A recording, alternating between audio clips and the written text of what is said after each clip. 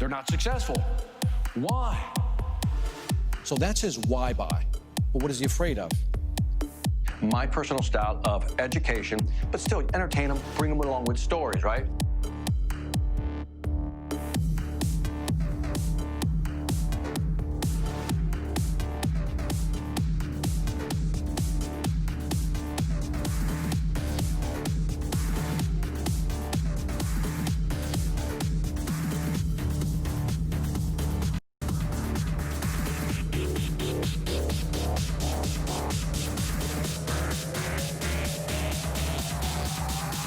Who do we want to learn from? People who are what? Killing it. If you're a real man, what do? I'm not the only one. You can't wait to tell your spouse. You can't wait to tell your colleague. You can't wait to go to work and tell somebody. And you're like, oh my God, I can't wait. So what happened? If you haven't seen my TV show, you should get cable. That's what you need to do. From doing a TV show to doing corporate events, I've been so lucky to connect with many passionate entrepreneurs worldwide. What I've learned from a business perspective, because this is the formula for success, no matter who you talk to. Attitude will drive your behavior. Would you agree? And your behavior will drive your consequences every single time. We got the concept. Okay, we got the concept. We got the equipment, right? We got the brand. You guys got that. And then again, we got the content that we create. That's the easy part. This is the big one, the big C, which is the commitment. What should you do? That's right. All right. 10Xers, do not fail me. True test. Here it comes.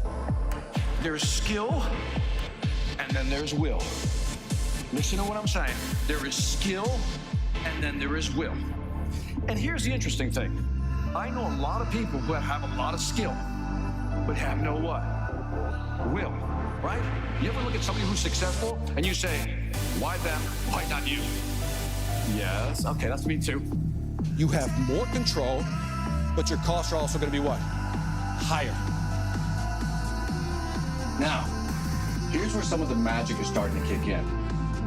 You can talk to any CEO in the B2B business, any CEO. You walk into his office and they only care about three things. People too. Yeah, you with the suit, put it up. There you go. I hope you can see this. I'll try to draw big. Let's pretend for a moment that I had 7 territories. You remember I wrote that out? Yes or no? Boom. Territory 2, territory 3, all the way to territory number what?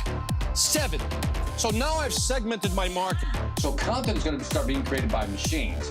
And I'm telling you right now that those people, you guys, the content creators that connect with people are the ones that are going to win. Some people think, well, it won't work for my industry. Really? It'll work for any industry. Trust me.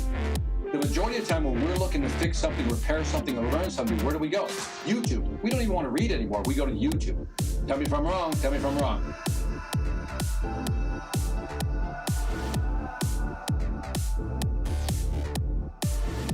When you're doing your thing, beautiful things begin to happen. It's like the law of attraction kicks in. You know what I mean? It's almost like you're in line with the universe. Everything works. And when you do your thing, everybody gets an automatic MBA, which stands for what? Mega Bank Account Money. Are you with me? So we don't want to do a thing. We want to do a what? Beautiful.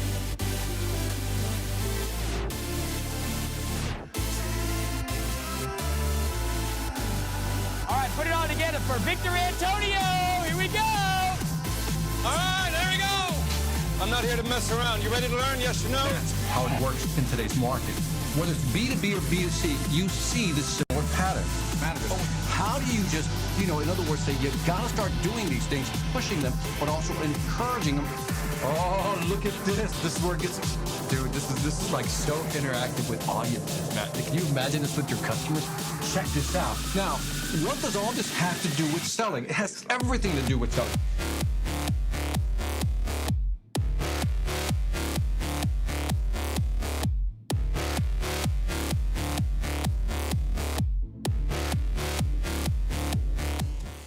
All right, welcome to another episode of Sales After Dark, where money never sleeps. I'm your host, Victor Antonio. Thank you for joining me. And by the way, if you're watching this on the replay, fast forward 5 minutes. Here's how it's going to work. Fast forward 5 minutes because I'm going to say hi to my friends here, and then I'll do about 15 minutes of content, and then I'll take some questions and answers from you. Anyway, let's see who is on the board. Oh, we got a lot of traffic going on here. First one up is, let me see if I can get you on here. We got Inkle John. One day, VA will be ubiquitous. That's a beautiful word, man. That's a beautiful word. Ubiquitous. I love that, man. Thank you, Inkle, man. I appreciate you being here. Brian Gator, Vegas in the house. VA, Pete, MIA. Time to do my thing. Hey, Brian. I don't know if you guys knew this, but I went on Brian's Facebook page and I think you're working on your kitchen, doing some cabinet work. Oh, impressive, my friend. Impressive, man. I bow to you, man. When it comes to woodworking, I bow to you, man. Mia Knox, West Coast in the house. Love having you on here. And then my man, Chris Stone. Chris Stone, again, with castahead.net, did the beautiful intro. I'm working with Chris on another project. By the way, if you haven't checked out my Sales Influence podcast, you should. So just check out Sales Influence podcast. We're doing some interviews. The first big interview we have is with John Barrows, and Chris sent me over the first rough cut of what we're going to produce, or what he produced, rather, as far as the intro, and man, it looks too sweet. Well done, Chris, man. I appreciate your work, man. I really do. All right, TJ's in the house. Good day, Master VA. Hey, Gator, how's it going? Say SAD peeps. That's what I'm talking about. Time for another celebration of knowledge, man. We got Tarun, India, waking up early, man, because I got to get up, man. Thank you very much for being here. Kush Patel in the house, man. Thank you for being here. JC, SC.biz. I wish I really knew your name, man. Hit me with that. Much love, everyone. Right back at you. Steve Golden, thank you for being here, brother. Let me see. We got Brian Gator there. Corey Bronson. I'm super psyched for tonight's topic. My mind is open and yours to fill, man. I think it's going to be good, man. I think you're going to dig it, Corey. I think you're going to dig it, man. Let me see. Antonio Prescott. You got to love the guy already. With that name like that, you got to love the dude. I tell you, the sales fanatico, man. With global restrictions in place, virtual selling is highly the way forward, man. Yeah, man. Antonio, did you check out the reviews I did for the 3 virtual selling books on one of my Sales After Dark live streams? Check it out, man, because tomorrow, I'll be interviewing the gentleman who wrote Virtual Selling from the Rain Group. Super excited about that interview, man. Chris is going to help me hook that interview up, too. By the way, I have been in the MIA, but I'm back. Luigi Giovanetti, man, thank you for coming back. Let me see, we got Sam. Sam, how do you know again? Morroquin. Saludos de Mexico, hermano. Thank you for being here, man. Pete, always in the house, man. Ready to learn. Thank you, Pete, man. Always good to see you. Awesome shirt. Sick color. I think it's a hot pink. My wife got it for me, man. So I think real men wear pink. There you go, man. So anyway, man, thank you for being here. Thank you for the compliments. Shout out my name, Sere Juan Sarita. I think I got it right. Sere Juan Sarita. Got it, man. Go high. You are pink today, man. Yeah, man. This is like salmon pink, like, those, what do you call it? Is it koi fish, man? Something like that? Yeah. That's the Japanese I get. Watching from the hometown Chicago, Shy Suarez, man. Humboldt Park, Logan Square area. That's where I'm from. Let me see. Thank you on the kitchen remodel. Has been a struggle, but it's worth in the home stretch, man. It's a nice job, man. Benson Rogers, man. Very cool name. Aida Moy Hanif from Malaysia. Thank you for being here again. I'm a big fan, says Seri Juan Sarita. Thank you, man. I appreciate that. Thank you very much. That's Luke at Jewel City Software Corporation, Connecticut, USA. Luke, my man. A couple more here. Kenry Thomas. Man, please leak out a little bit of your knowledge. I'm here to learn something new today. I hope you're doing great. Thank you, man. I'm doing really well. Sports Sundays, that's what I noticed. All right, so let's jump into this thing, man, because I got something that I think you're gonna like. I think it's a paradigm shifter, man. I really do. So I am a fan. I think I've told you guys, for those of you who've been watching me. By the way, did you know? This is episode, if you haven't noticed, bam, 71, man. 71. We're almost to 100. For those of you who started with me from the beginning, you know what I'm talking about. Doing 100 episodes is a lot, man. So the fact that we're up to 100. That's what I'm talking about. This is commitment, man. I want to demonstrate that when I set something down, I'm gonna get to 100, man. So anyway, 71. Thank you guys. You know who you are. You've been with me from the beginning, man. So thank you very much. So I am a fan of the Heath brothers, Chip and Dan Heath. I believe it's Chip and Dan, or Chip and Dan Heath. They wrote a book called, it's called Made to Stick. And again, I think it's Chip. Got it. It's either Chip or Dan or Chip or Ben, and the last name is Heath. And I'm telling you, man, every book these guys put out, I read. I'm telling you, this is some of the best reading material out there. I've read the book Switch, Decision, Made to Stick, and probably another one. Anything they put out, I just buy it blindly, like literally blind, right? I'm that much of a fan. And so in the book, by the way, the book is all about, how do you get people to remember your story? But yet they inserted this one study that was done at UCLA that I want to share with you. Oh, look, when I read this study, I go, this is kind of a mind blower. It kind of makes you rethink what you know. So let me set it up. So they're at UCLA, right?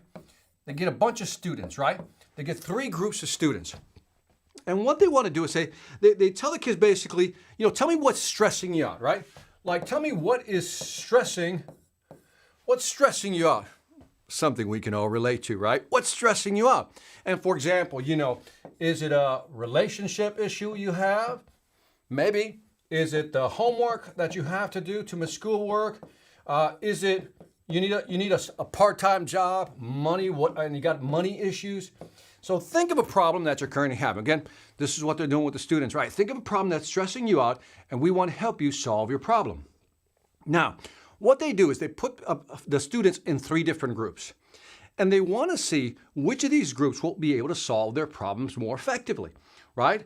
And so in the first group, what they did was, group number 1, we're going to call that group, let's say, the current situation. Current situation, right? So here's what that means. Current situation, right?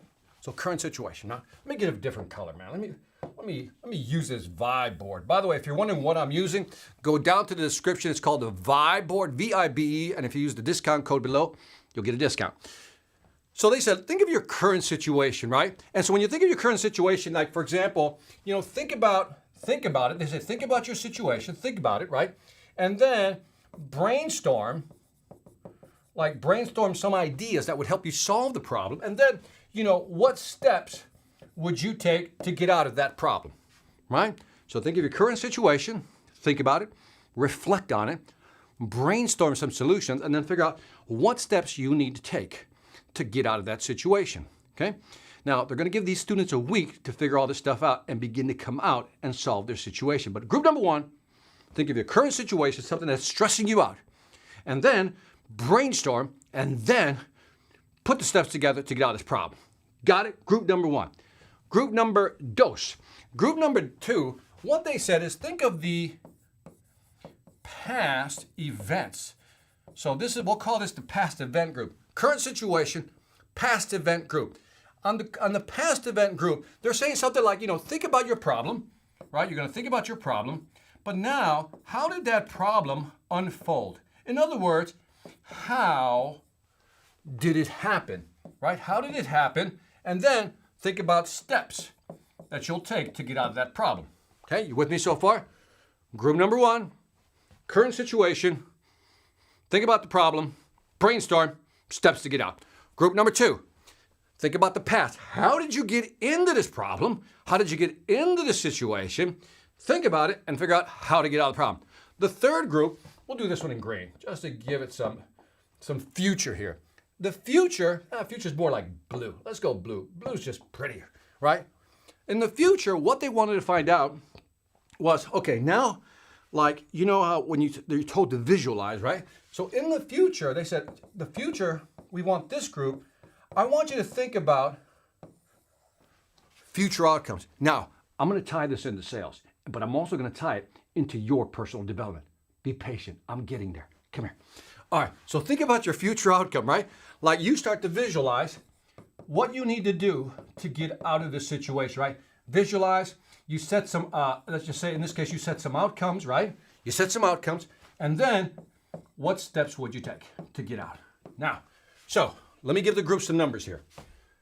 And I'm going to give them exactly the way they were given. This is group number 1, current situation. Group number 2, think about the past, how you got into the problem, how you're going to get out. Group number 3, visualize your future, visualize your outcome. How are you going to get out of the problem? Take the steps. Now, here's my question to you. If you need me to zoom in, boom, here it is.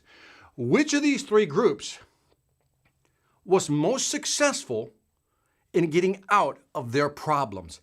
In fact, there was a gap, like a large gap, like there's one group that just took off and left the other 2 in the dust. Which group do you think had a better solution? Which group do you think? Was it group number 1? They thought about the current situation, reflected on it, and then said, okay, plan of action, brainstorm, take steps. Group number 2, one more time, think of the past. How did I get into this problem? What were the steps? Okay, now how do I adjust? Okay, group number 3, visualize where I want to go. Visualize the steps I need to take, and then boom, move in that direction. Now, I'm getting some numbers here, and so we're getting G3, that's future, past, future, present, future, past, future. You get that? Okay, a lot of futures. There's a lot of futures. All right, so I think G3 wins. And for those who chose G3 for the future, the voting is closed. For those of you who chose the future, you are so wrong. Yeah, this is the mind blower here. This is the mind blower here. Because I said the same thing. Without looking at the answer, I go, well, group number 3, visualize, right? Figure out where you want to be, take the necessary steps. What they found out, and again, the book really highlights this study, and I'm giving you the short version of it, so I'm going to recommend you still get the book, Made to Stick, if you really, by the way, it's chapter 6. And what's interesting is that the clear winner was, I should just highlight this in a little orange, the clear winner was the past. Yes. For my Spanish friend, el pasado. That was the winner. And what they it's interesting because after a week, the gap between who was advancing towards solving their problems, reducing their stress, was group number 2, the past group. Now think about this, because many of you committed the same error I did, which is because the gurus tell us, visualize your outcome, visualize where you want to be, steps to move in that direction, right? To solve your problem, reduce your stress, reduce your anxiety, that's what you should do. And it makes total sense until you think about what this study is highlighting. And what they found out is if you're simulating the past, listen carefully, simulating the past, what happened that got you into that point is more powerful, more worth it, more worth the effort than simulating what you want in the future, which totally flips the paradigm upside down. But then if you think about it, it kind of makes sense. It kind of makes sense because okay, now let's shift to selling. Let's shift to selling because this is all well and good, but how does it apply to selling? That's why you're here, Sales After Dark.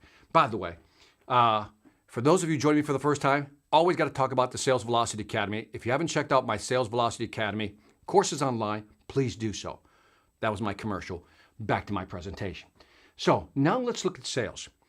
Let's say you're trying to convince a customer. This should drive the point home. Let's say you're trying to convince a customer. In fact, you're talking to a customer.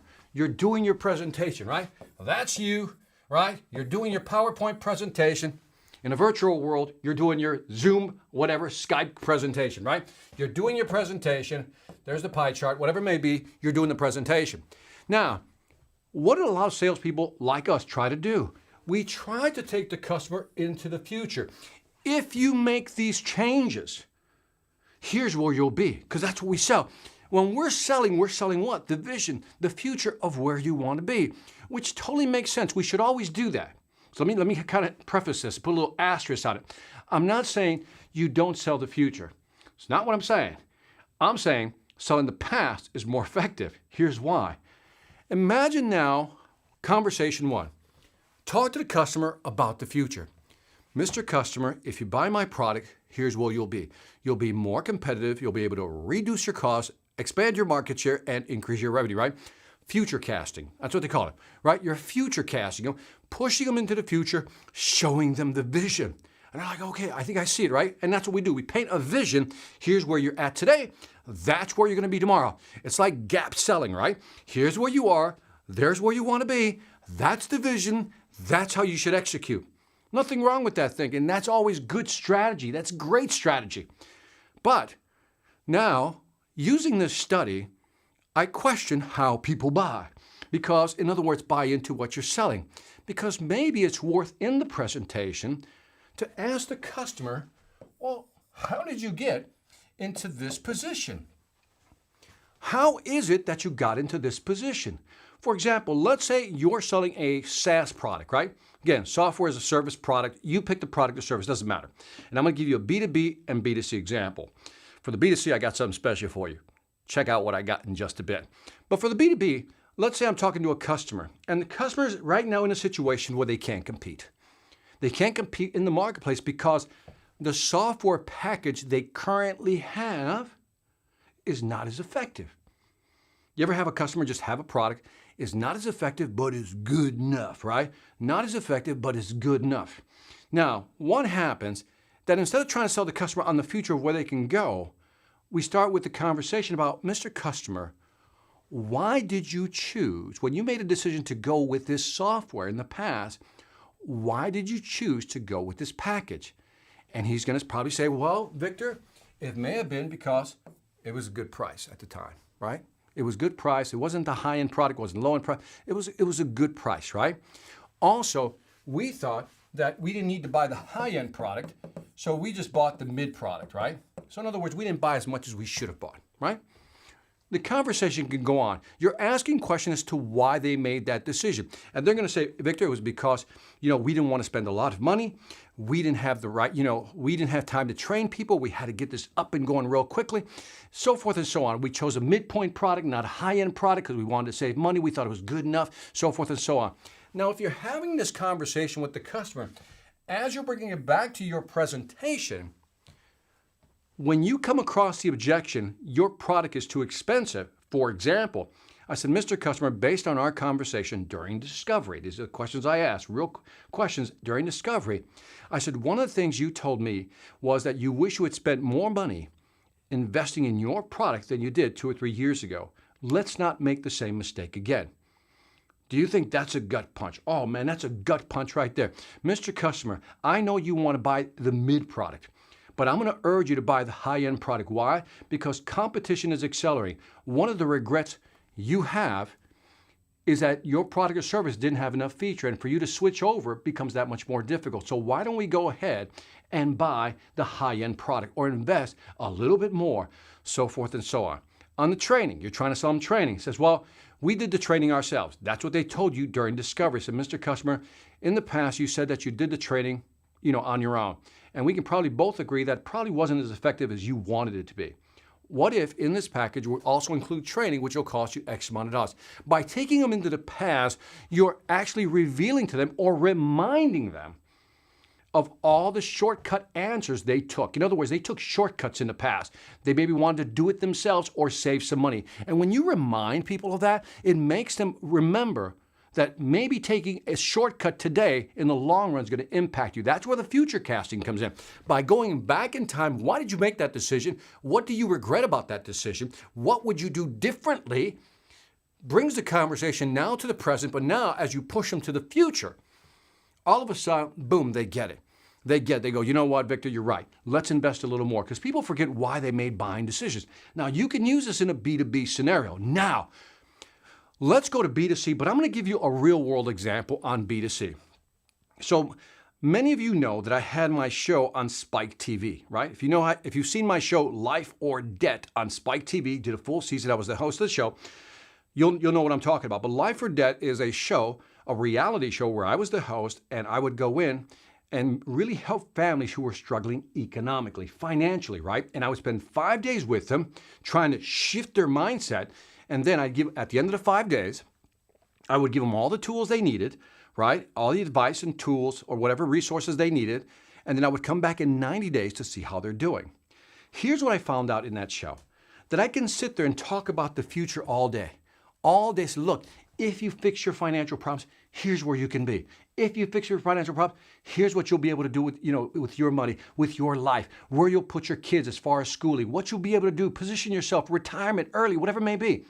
It didn't work. It didn't work. It wasn't until I gut checked them, and then I started what? This is why the study, when I read it, I go, that makes sense, because I lived it. When I started taking them into the past, how they got into the problems in the first place, when they saw how they got into the problems in the first place, they were more willing to make the change. That was one of the big aha moments in the show. So what I do is I got a clip for you here. Now let me set this clip up. This is a family who had a restaurant in Miami. They were in a financial hole, and it was my job to figure out how to shift their mindset. But this one clip was basically the one clip I pulled out that says, here's an example of making people go back, look at their mistakes before they can go forward. So if I can get you to acknowledge your mistakes, then I can push you forward and maybe even sell more effectively. So here's the clip. Let's hope I can pull it up. I think I can. Hold on one second. Hold on. Let me get back here. Just bear with me. Sometimes I'm working with technology here. Let me get it and watch this scene. Check it out. What they were doing wrong really made them look at their past mistakes, that we finally begin to see a change. Go check it out. Life or Debt. You'll see it on, I think it's on Amazon, Hulu. By the way, I don't get a commission off any of these episodes, so I'm not doing this for financial reasons. I really think you should share that because it's a great series. But check out that one. By the way, that one has a very unexpected event. Wasn't planned. Will blow your mind. I'm not doing that for drama because it even blew my mind. I mean, just that episode alone. That one's called the Miami Financial Crisis or something like the Cuban Financial Crisis. That's what we called it. But check that one out. But it wasn't until we did that, we highlighted what you're doing wrong, what you've been doing wrong. And if you fast forward in that show, we showed them how to put everything in systems and how to market more effectively, how to take tax write-offs, all that good stuff. But it wasn't until we held up the mirror to their face, they go, oh, I get it, But it really required a couple of gut punches. And that's what I wanted to share with you tonight. Too often we see gurus, and this is not being disrespectful to any guru, I'm not, is they're always talking about forecasting, visualizing, going forward. But maybe we need to take time and reflect, well, how did I get here? I mean, it just didn't happen overnight. We used to tell these couples, I said, look, it took you years to get into debt, and it's going to take you years to get out of debt.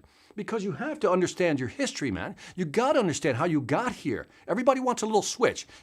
Debt, zero debt. Doesn't work that way. So if you can remind people how they got here, make them feel that pain, like a client as well, make them feel that pain, maybe going forward, they'll make better decisions, i.e., maybe they'll buy your product and maybe they'll buy the most expensive product. If you say, look, let's not make the same mistakes we made in the past by trying to go cheap, by trying to do it ourselves or trying to take shortcuts. Let's do it the right way and set ourselves up for success in the future. And that is all I had for you tonight. I will now take some questions. Hope you like let me know what you think of this episode. I think it was an interesting, the study is very fascinating. So let me go back up. I know I missed a bunch of these. So let me see. We got, thank you, Pete. Pete's always a great supporter of Sales Velocity Academy. So again, check it out. If you haven't checked it out, there it is. And again, it's a cool academy. A lot of great courses on there. Gator, what do you got to say, man? Technically, you need to utilize all three. You need to know where you want to go. You need to learn from your past mistakes and win, but need to examine the now for proper application. Absolutely. Not going to argue with that. Like I said, it wasn't either or, right? That's an and statement, right? They're not ors, they're and statements. That you should take them back, but before you try to move them forward, take them back, let them know where they're at now, let's see what we can do, and then maybe come back to the present, what can we do today to be in that position in the future? And I'm with you on that, Gate, I'm with you. Don't sell the future, sell the past. Another way of putting it, man. Corey says, OMG, so simple and smart. You're persuading them to take further / buying action by using their own poor, outdated, obsolete past decisions. You get it, brother. That's it. Because you may, and by the way, it comes from them, right, Corey? That's the beauty of this. It comes from them, not from you. You're not telling them. You're just, again, showing them the mirror. Selling based, Steven says, selling based on the prospect's experience. Exactly, my friend. Was. All right, come back at me with that one, Dr. Renaissance. Love the name, by the way, Dr. Renaissance. That's so cool. Alpharetta here. In cabinets, bad choices in the past for lower price solution causing cash flow problems now due to import back order. Future is bigger cash flow. Future with less risk, man. I got you, man. That's a mouthful right there. Great examples and great gut checks. Thank you, Mia Knox. All right, Dr. Renaissance is back. Always remind the prospect of their past mistakes with a gut punch and they'll be more likely to change. Now, see, what Dr. Renaissance is saying is, I'm going to agree with like 99% of it. It's not that you have to remind them. You have to, I'm trying to find a softer word. We agree, man. You and I agree. But I say remind them. I'd like to say help them remember. How about that? Help them remember their past mistakes, right? I think that's the way, that's how I would put it. We're splitting words here, man, but I think we both agree, man. That's the way to do it. Victor, when I first saw that episode of Life or Debt with the restaurant, I nearly soiled my pants. Sparrow's tail, that's just too much information, but thank you, man. Thank you, man. Just checking in, Victor. Sorry I'm late, man. Leon, better late than never, man. Thank you for being here. Pete says, brutal.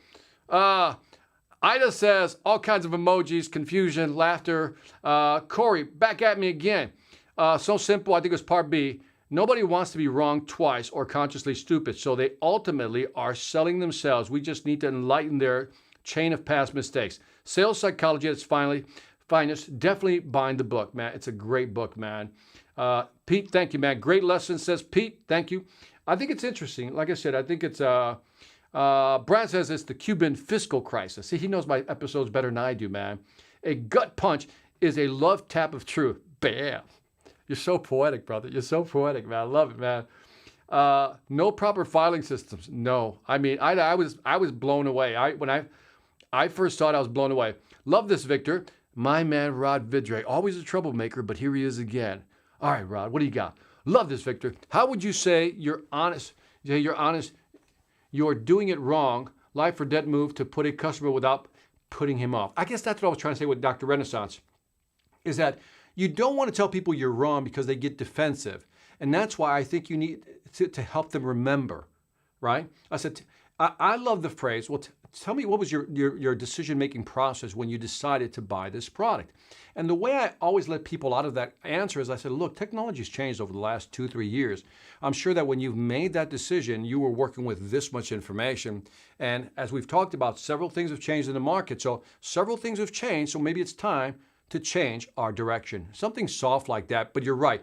It's like you never want to corner anybody. They just get defensive and it's never good your way.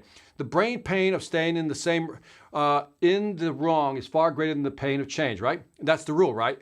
It isn't until the pain of change is greater than the pain of the same that people will change. This holding the mirror method will work every time. I'm putting it to work tomorrow. Tomorrow morning's presentation, I'll keep it posted. Thank you, man. Thank you, Corey. Love to hear the feedback. My man, Benzo, Caballero, igualmente, Boricua in the house, man. Love that you're joining me, man. Thank you. TJ, too bad internet's acting up again. Very horrible service. We'll just watch this on the replay. Thank you again, Master VA, for another golden lesson. TJ, thank you, man. Watch it on the replay. It's going to be just as good.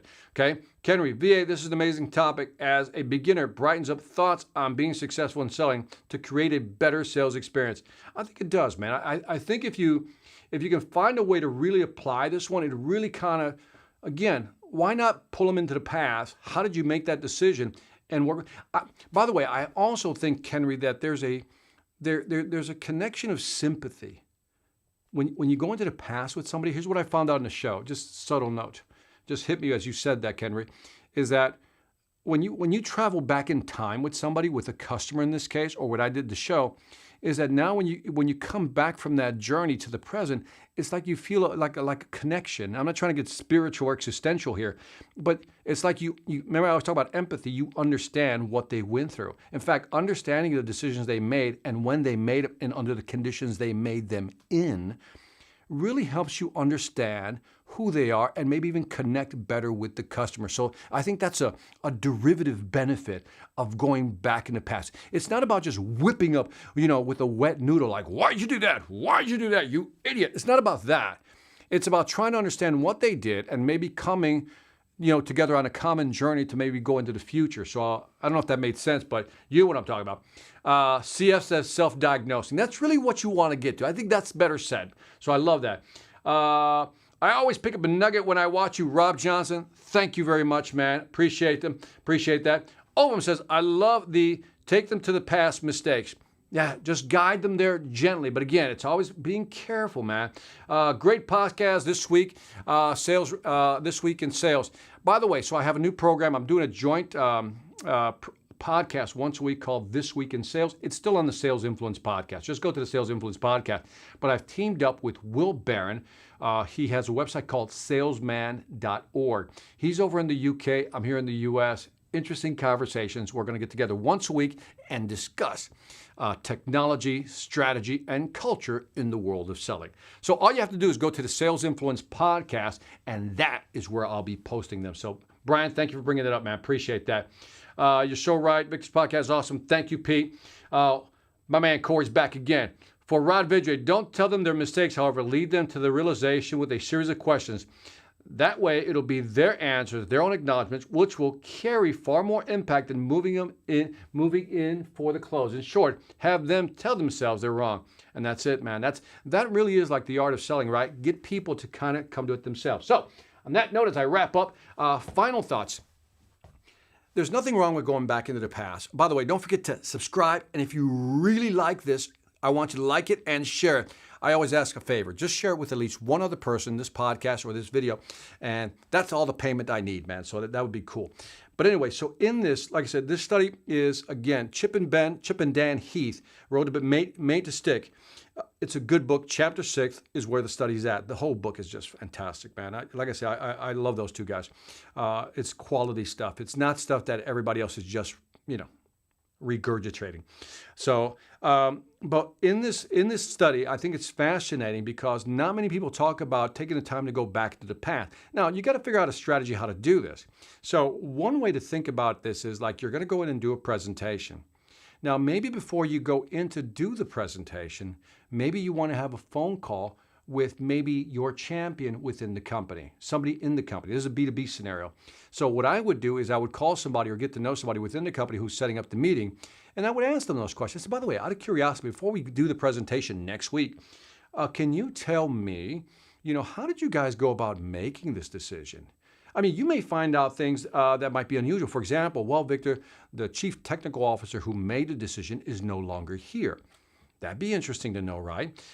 If they made a decision, maybe during that time they were just, it was a financial crunch, so maybe they didn't want to spend as much. And then you can ask questions like, well, how is this system impacting you since you've put it in place, and how is it holding you back? These are questions as you move into the present become very effective. And then when you do your presentation, boom, you move them into the future. But you use the knowledge of the past to block the objections. For those of you who know about my Sales Velocity Academy, check out the Block Objections course.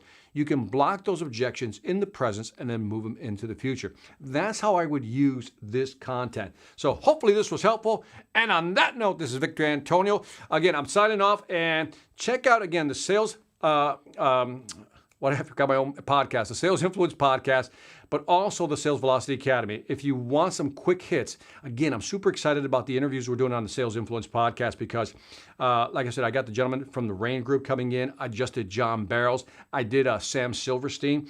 He's going to talk about sales and accountability. And what I'm going to do is go after some big guests. I got a few in mind that I think you're going to be impressed with. So again, if you just sign up for the Sales Influence Podcast, you're going to have access to all these interviews and all these conversations. And on that note, thank you for joining me. This is Victor Antonio with Sales After Dark. Always reminding you, first, money never sleeps, and selling ain't hard when you know how. Take care, guys. We'll see you